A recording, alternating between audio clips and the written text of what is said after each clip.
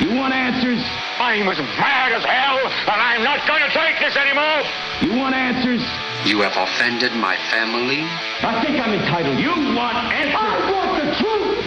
And you have offended the Shaolin Temple. You can't handle the truth. Surely you can't be serious. I am serious. And don't call me Shirley. Radical Rant. Welcome back, everyone. 15 after the hour here in hour 2 of Toker Talk Radio, and a special for you live listeners. I didn't have time to fit it in hour 1, but I got something to rant about. I got to talk about this. I live in Portland, Oregon, or as we like to call it, Potland, Oregon, Stumptown, Bridge City, Rip City. Keep Portland weird. I live here in Portland, Oregon, and the county seat here is the county that I live in is Multnomah County. And there was recently a story about Multnomah County in the Mexican papers, actually, in Mexico, about how we are the most drug-riddled county in the United States. It was very interesting. But nevertheless, I wanted to bring up this story that was brought to my attention by Jennifer Alexander from our chat room. And it comes from two sources, the Raw story and from KGW. The district attorney in Multnomah County, the state's most populous area with over 710,000 residents, announced recently that it can no longer prosecute dozens of crimes thanks to an ever-shrinking budget. Caught with small amounts of heroin, cocaine, or methamphetamine? It's a ticket. So is a hit-and-run accident. Small-time shoplifting? You'll still get arrested, but it's still just a violation. Other crimes which the county will adjust to violation level include trespassing on non-commercial property, theft or forgery in the second degree, harassment, interfering with a police officer, interfering with public transportation, resisting arrest, non-injury, and criminal mischief in the second degree.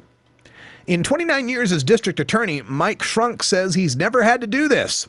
The county's Board of Commissioners has cut his budget to the point where he has had to redraw the line on what his department can and cannot afford to prosecute. Even those suspects resisting arrest will have no threat of jail time. It'll be like getting a speeding ticket. Quote, "In a perfect world, would we do this? No," end quote, said District Attorney Mike Shrunk. So in my county, my home, where I live here in Portland, Oregon, you can shoplift, you can resist arrest on a police officer, you can harass someone, you can trespass onto my property, and the worst they can do to you is give you a ticket. But if you're caught with 29 grams of marijuana on your person, it's a felony, and you will be arrested, and you will go directly to jail. You will not pass go. You will not collect $200.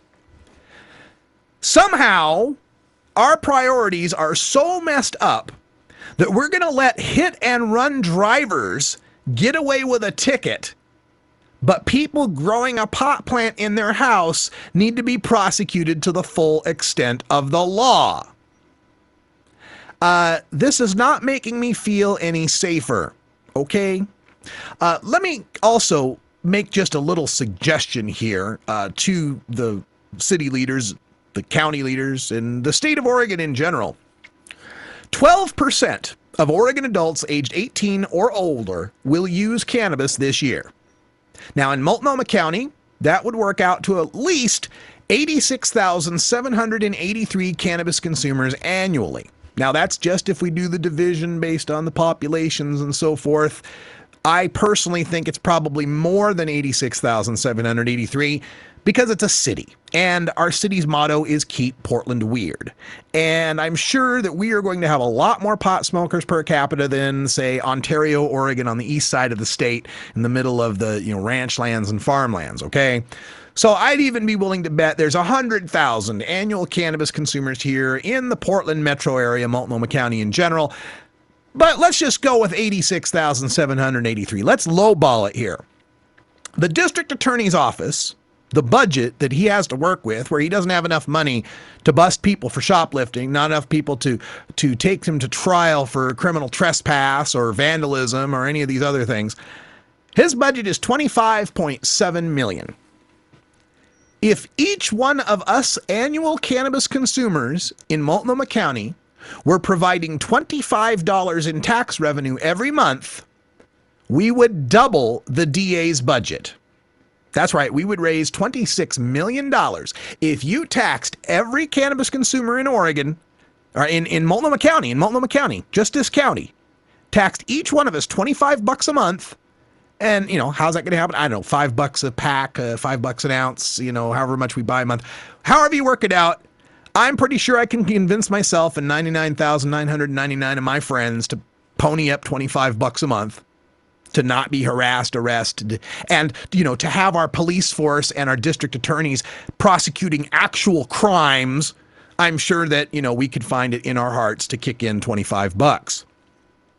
Now, imagine if we took that further and it was a $50 an ounce tax on marijuana sold through regulated state outlets, and we'd spend half of that money. We could send half that money to law enforcement to catch real crime, real criminals, bust meth labs and take down people that are doing hit and run driving and forgery and fraud and so on, and give the other half of that tax money to health care and get some health care for people in the state of Oregon, all financed through cannabis taxation, all quite easily financed through cannabis taxation, and providing the extra manpower and resources no longer necessary to go after people growing marijuana in their yard and focus that manpower on real crime. It seems to be such an easy solution, but one that seems so hard for our elected officials to understand. We will make the first step toward this with California's Prop 19. We will pass legalization in California, and you can bet, just like California passed medical marijuana in '96, Oregon, Washington, and Alaska followed 2 years later, you can damn well bet in 2012 there's going to be a lot of look at passing legalization of marijuana